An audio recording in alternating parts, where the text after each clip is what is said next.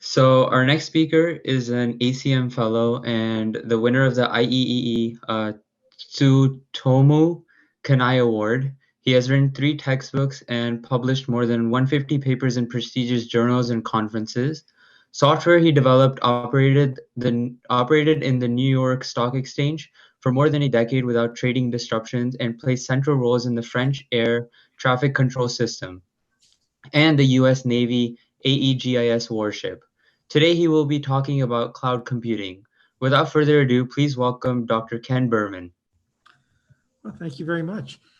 It's tough to follow your previous speaker. She was awesome. I was really enjoying her talk, and kind of disappointed that she had to cut off so I could talk.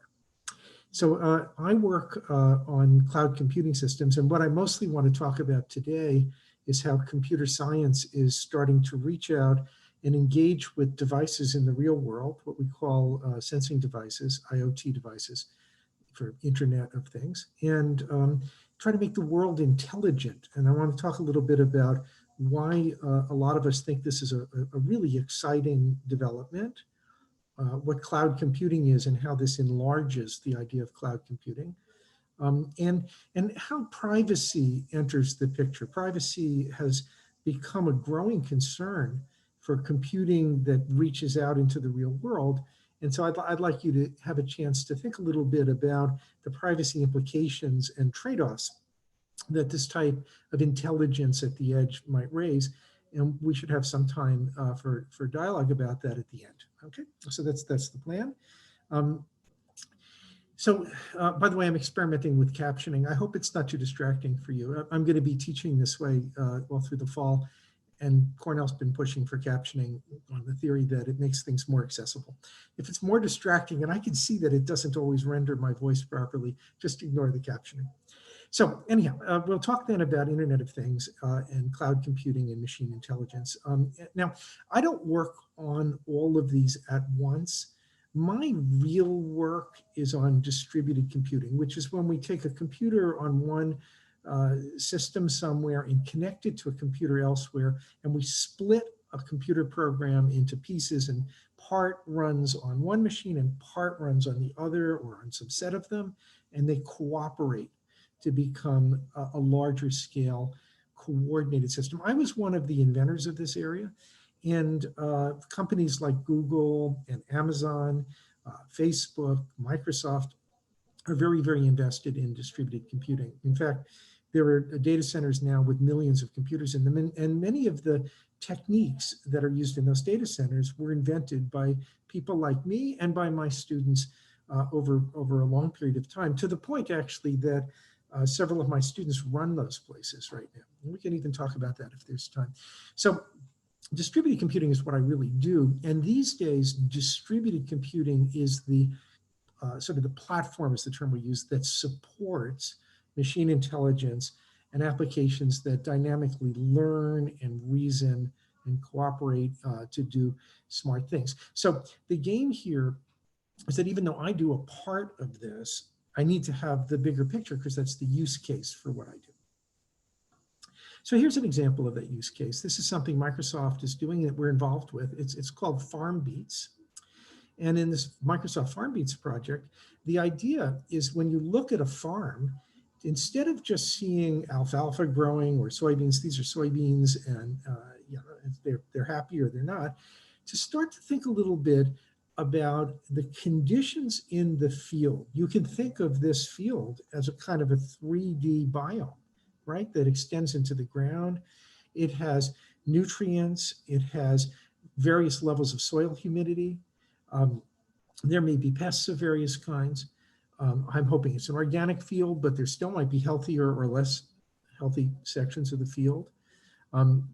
And then we want to ask questions about this. Is there a spot that might have a problem with pests where we could do a spot application of pesticide? So you're probably thinking, what is that thing back there? It's probably spraying some noxious stuff. Probably it is, but if we're doing that, let's spray it as narrowly and locally as possible to kill the pest, but then leave the rest of the field alone, right? If we apply fertilizer, let's apply it because it's required. If we irrigate, let's irrigate where the field is dry. I was in a taxi with a driver from Morocco just before COVID started locking us all down.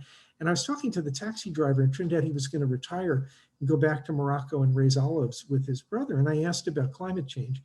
He said, well, it's becoming very dry, and that they had a source of water, but that there wasn't enough water to water all the time. They had to water their olive trees twice per year at the right moment. And he said that was the decisive question for success for what he's trying to do with his brother. Well, you could imagine smart monitoring telling him and his brother if this is the moment to water the olive trees. And it would be possible to do that today with smart sensors. And then when we talk about a smart world, we're really talking about an app on his iPhone. And even in Morocco, even in an olive orchard, farmers have things like iPhones and Androids. And be able to look at your iPhone and have it say, 3/4 of the field really needs to be watered now, and these are the trees you should focus on. And there are literally sensors you can plug into a tree that'll tell you that kind of thing. So that's the sort of thing we have in mind, and it's really becoming possible now. And it extends to all sorts of farming, not just soybeans. Fitbits for cows are a thing, a real thing. And it turns out you use them to try to understand if the cow is healthy, if she's close to having her baby now, if she's eating well or off, if she's developed some kind of a rash. You might be able to sense that with photos and automate the analysis of those photos. So if you had a farm that had 1,500 cows on it, where the farmer isn't going to be able to look at every single cow every day, the computing system really could. You can also recycle the waste off of that farm, and you can do that in intelligent ways, which will dramatically reduce the amount of waste. You can turn it into water that's recovered, fertilizer that you can put back on your fields.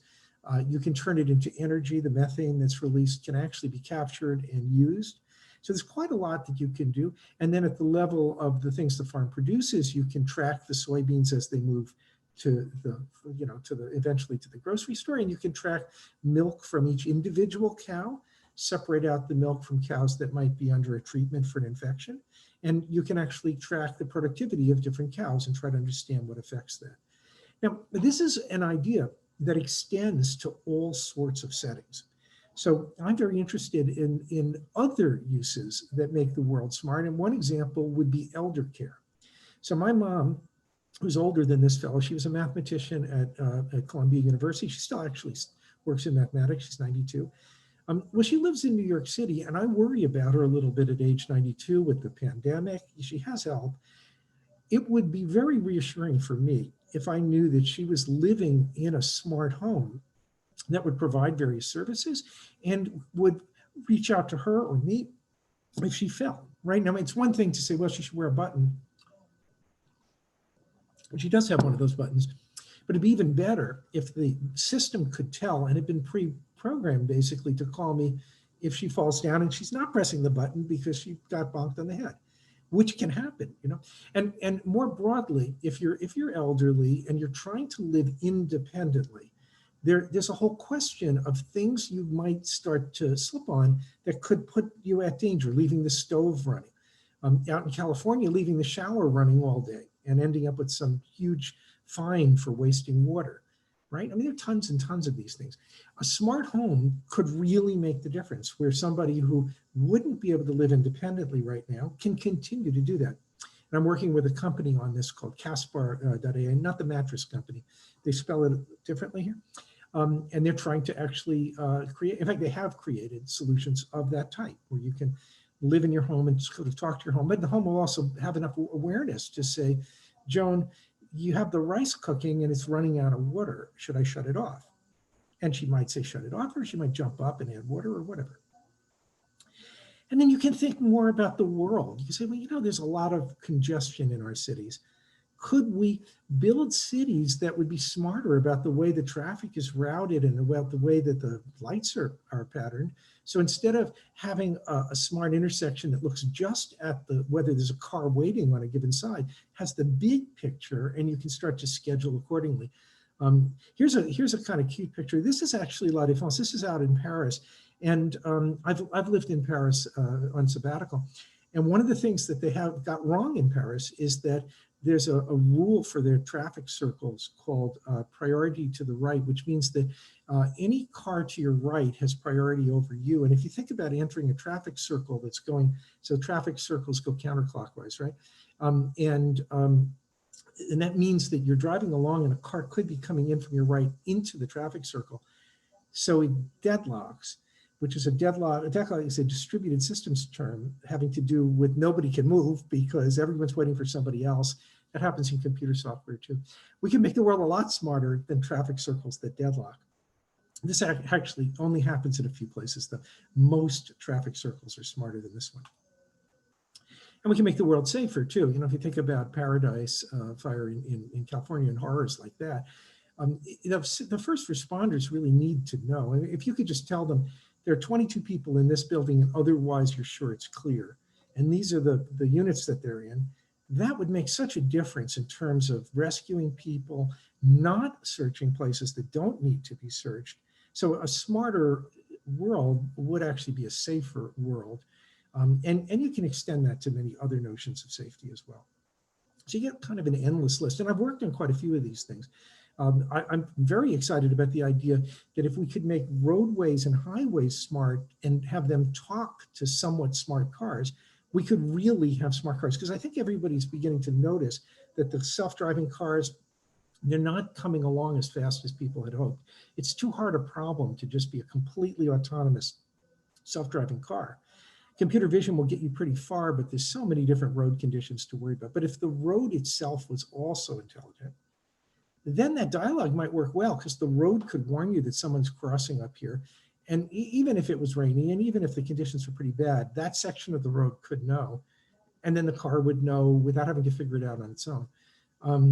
Smart power grid, I'm actually working actively on that right now, where we try to integrate things. This is a Cornell solar farm, and you'd be surprised. It's extremely hard to integrate solar farms into the power grid. And what's super hard and very promising is that if there's solar panels on the roof of a house, that power is used in the house and you're paid for generating it. But in fact, right now, very few places in the world can use the power that's generated in your house. They pay you for it and then they throw it away because they don't have a good way to integrate microgeneration into the global power grid at large scale. And we're trying to develop solutions for that. And in California, smart water would be another thing of a similar nature. So we got all of these kinds of settings that are arising where computing intelligence could make a big difference. And now here's the puzzle. In order to really do this and have it work well for us, we're going to need to understand how to simultaneously monitor my mom for falls and not spy on her, because nobody wants to be spied on. And in fact, I think probably a lot of the people listening in on this have disabled things like Alexa in their house because it freaks them out. We had friends over here in the lake house that I'm in right now. And one of them had a Belgian accent and he was chatting and a deep voice. And suddenly it was Cortana, that was the Microsoft one. Cortana starts to talk like a pirate. So we're like, what is going on here? And it turns out that Cortana has a feature for children where if it thinks the kids are playing at being pirates, it jumps into the conversation with yo ho ho and a bottle of rum and stuff like that. Well, Adrien, who was a 24-year-old Belgian guy living in Vancouver, did not exactly really want to have a pirate conversation with Cortana, nor had he said Cortana at any point. So these systems are a little too intrusive. And on top of that, it turns out that right now, the way that IoT works is that the data captured in your house is exported to these monstrous data centers operated by companies like Apple, Microsoft, and others. And Google is a big one with Google Nest. And they aggregate that data into what are called giant data warehouses, big data, in order to do big data analysis and machine learning on immense data sets. This is the reason they can do things like real-time translations now. These captions you're seeing, I could have told the system to put them out in Belgian with the accent and style used in Brussels, in such and such a part of the city even. I mean, it's kind of crazy how detailed they're able to be. They don't actually offer some of the options they even have. So they can do real-time translation and they can do all of this kind of stuff. But the way that they're getting there is they're uploading it all to data warehouses. And then if you're Facebook with that data warehouse, it's irresistible right now to use that data in ways that place advertising, but in effect, reveal all sorts of things about you and your private life and your friends and their private lives that maybe weren't public. Their parents didn't know, you didn't want it public, and here Facebook knows. And they're using it to place advertising where a person seeing that ad might instantly find something out about you. And this kind of thing is very offensive to me. And, you know, I grew up in a world where you could take privacy pretty much for granted. And you don't, you know, want a world that spies on you constantly. I mean, we know now it's not like in 1984 with Big Brother, but yeah, it's creepy. And you could be cyber stalked also, which would be really bad. So the puzzle that starts to arise is if we want this smart world, and I think we do want it, how do we get there without losing all of our privacy? And so we're going to have to evolve, because these data centers, they're like a bank vault. And if we're putting all our stuff in them, somebody's going to tunnel in and steal our stuff. And there are other reasons too. It turns out that this data-centric model that's being used is not very ecologically sustainable. So this is a study here on the left from MIT, which is warning that modern ways of doing machine intelligence and machine learning on monstrously big data sets are approaching the limits of what we can afford to do. Computational limits that aren't what people would call algorithmic complexity limits, that has to do with what can be computed, but practical limits that have to do with how much power it takes. And you can sort of see that on the side here. This is looking at what's happened to the use of electric power between 2010 and 2018. It's not even 2020. And you can see that this grayish and orange stuff has boomed in size. And it turns out that these are both forms of what people call cloud computing for machine learning. So machine learning and cloud computing is starting to take up just crazy amounts of the world's electric power. And so what's happening is, instead of cutting back on generating power right now, when we know how much ecological damage all of this power generation is causing from fossil fuels, because mostly it's fossil fuels, what we're doing is we're expanding. Actually, you've got data centers that use as much power as small cities. And one reason for that is machine learning. When you train these machine learning systems on very big data sets, you can look at how much computing is associated with that. And it's become a very successful thing to do, but it's also become crazily hungry for energy, as you can see here. The amount of energy being consumed associated with the amount of computing occurring, but that's kind of linear these days. The more petaflops, the more energy. It's getting completely out of hand. And part of the answer to this turns out to be to decentralize all of that computing and invent a new way of computing that does much more near the edge. And so in the last minute or two, well, maybe 5 minutes of this talk before I take questions, what I want to do is tell you a little bit about what we're doing at Cornell University right now. And we involve a lot of undergrads in this work, by the way.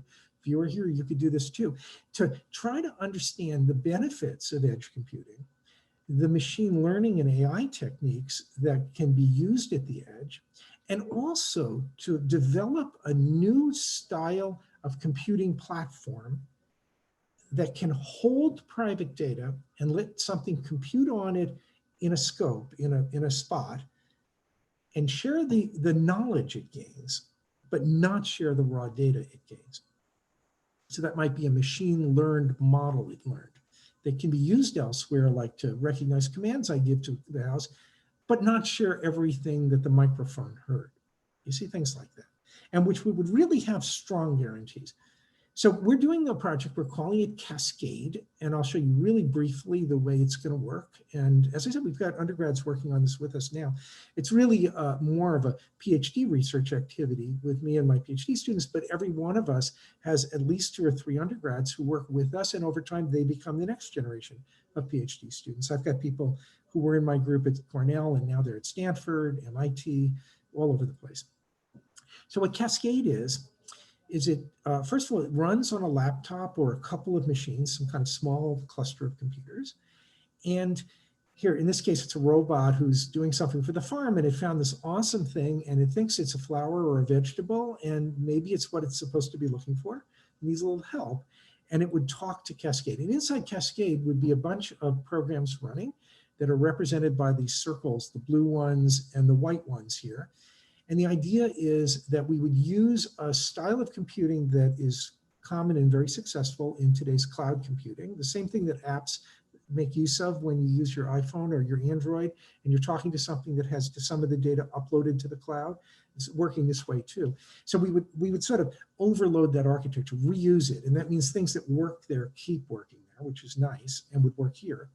And so this robot can ask the cloud, what am I looking at? And it turns out in the cloud, the way that works is you have general purpose first tier programs that receive the request. They really build web pages and take web pages apart, and that's what this one's doing. And then it would talk to a service. This particular service has 9 computers spread over different nodes, and these 9 computers are sharing the work of applying a machine learned model to figure out what this robot's photo is of. And in this case, of course, it's a flower, but it looks a little bit like it could be a zucchini flower. And so it turns out you get kind of 2 answers maybe. It's a sunflower and very likely. And it could be a zucchini blossom, but if it is, there's something wrong with it. So it's pretty unlikely.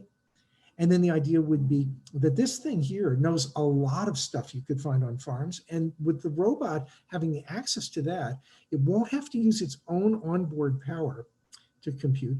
And the other side of it is we won't have to upload it to the real cloud because we're doing this at the farm or near the robot in a small laptop, and we're firewalling the data so it cannot get out.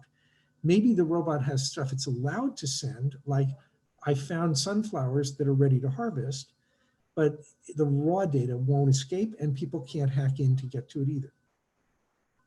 So this is what Cascade is going to do, and it's going to be tied to modern forms of machine learning on the one side, which come in software packages and languages that people are fond of. You've probably heard of TensorFlow. That's a Google one that they've been building. There are a whole bunch of these though.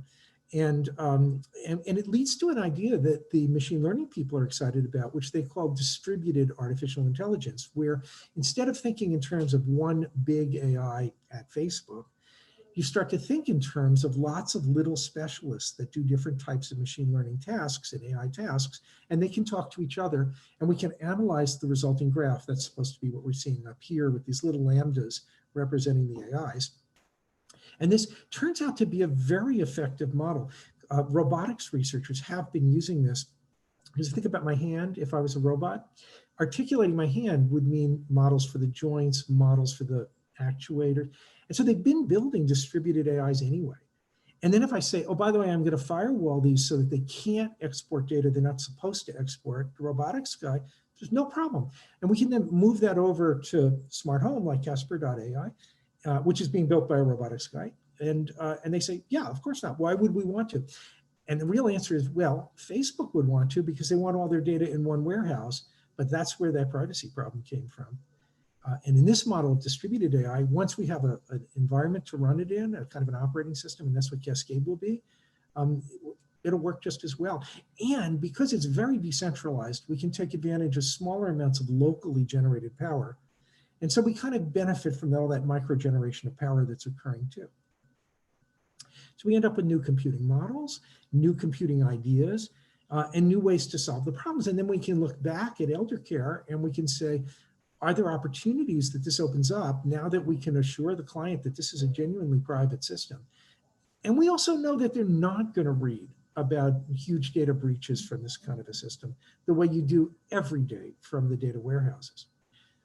So that's what I'm excited about. And we start narrowly. We do something like just for the elderly or just for a dairy farm.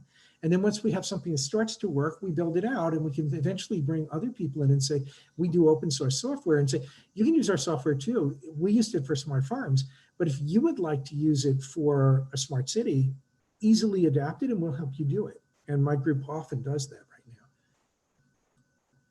So we often do that. There's even a term for it in computing. It's called refactoring, where you take a general purpose concept that you used in a specialized way when you first built it, and then you generalize it and make it available to other people. And that's exactly the kind of thing we're going to do. So we're going to be building this. We're actually there now and starting to do things like cow face recognition and smart power grid stuff, and then we're going to refactor that into general purpose tools that people be able to look at our cow stuff and we'll say, oh, that's a demo. You can build one just like it for your setting. And by the way, it's privacy preserving. It won't export data up to some centralized system without very explicit rules that anybody can look at. And then they can say, well, why are you exporting all the photos from my house up to your warehouse Facebook? Well, you don't need to do that. And that'll be a legitimate thing to do. We can make it illegal to do those things. So I've worked on a ton of these kinds of systems. I mentioned these along the way, so I'll skip the list. And we think Cascade can help in all of these settings. We're really seeing a general opportunity here. And our friends who work in machine learning and AI, professors at Cornell and elsewhere, are coming to us and saying, this is a good fit for what we want to do. Let's try to prototype something and see if we can make it work. And we might even start a company someday. A lot of people who start out in computer science with ideas like this, over time, the students go off and they do start a company and the professors help them out. So let me stop on this last slide and say something about why it's a good idea to be a computer scientist. And it's a good idea even if some of the other STEMmy talks are way more appealing than computer science. And the reason is, and it came up a little teeny bit in the talk before mine, there's a sense in which the world is becoming very, very influenced, I'll say, by computational ways of thinking. We have to learn to use computing to do that.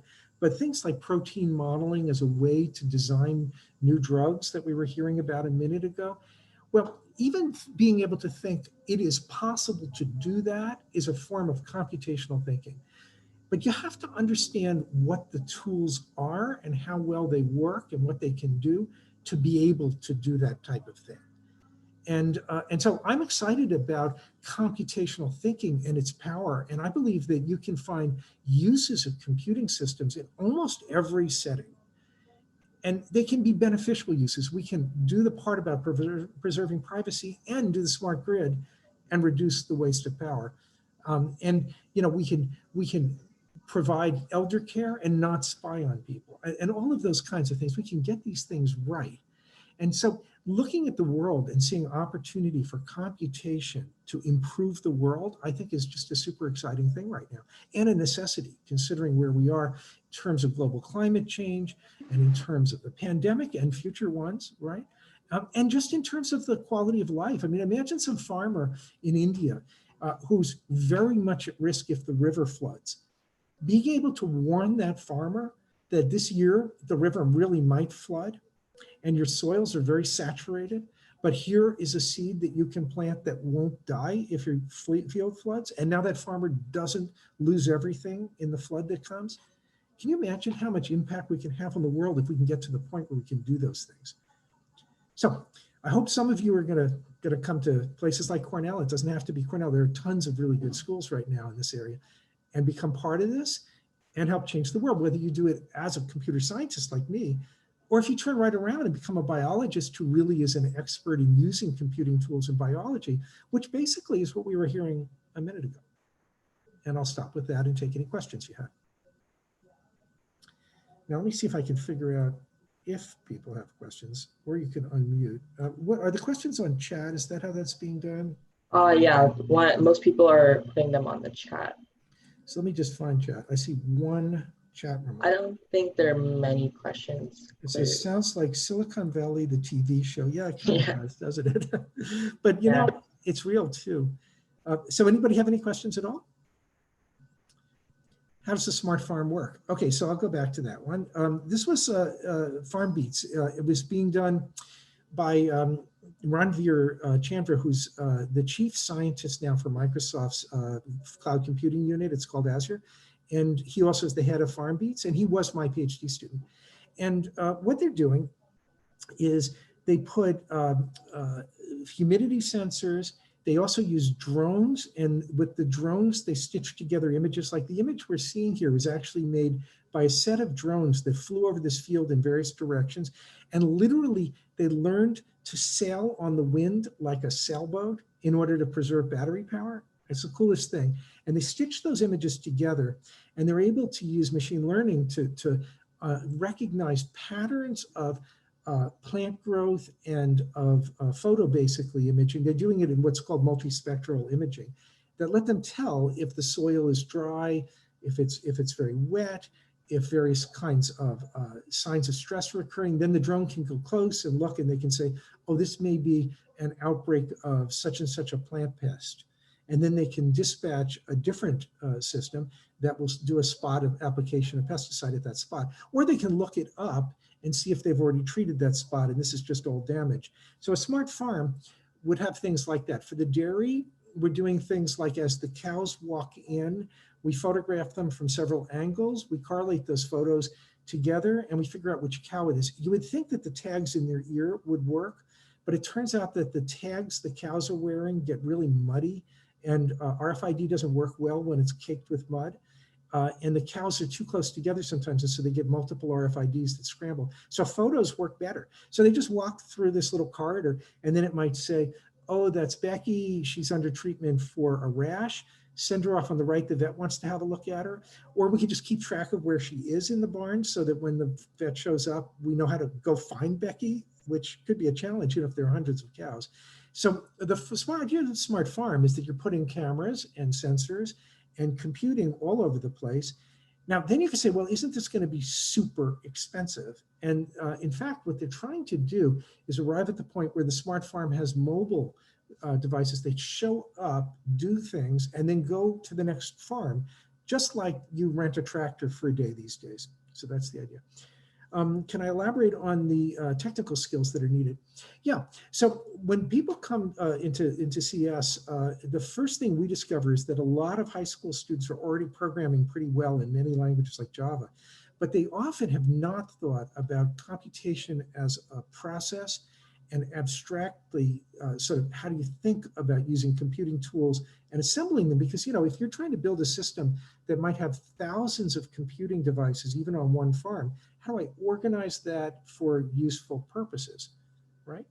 And how do I take advantage of what already exists? Because a lot of stuff that does already exist. So the skill set has a lot to do with learning to think about what's feasible and not feasible with computing and how things can interoperate, and much less to do about programming than most people think. You do need math skills though. So computer scientists, without exception, turn out to be people who are quite happy with math and strong in math.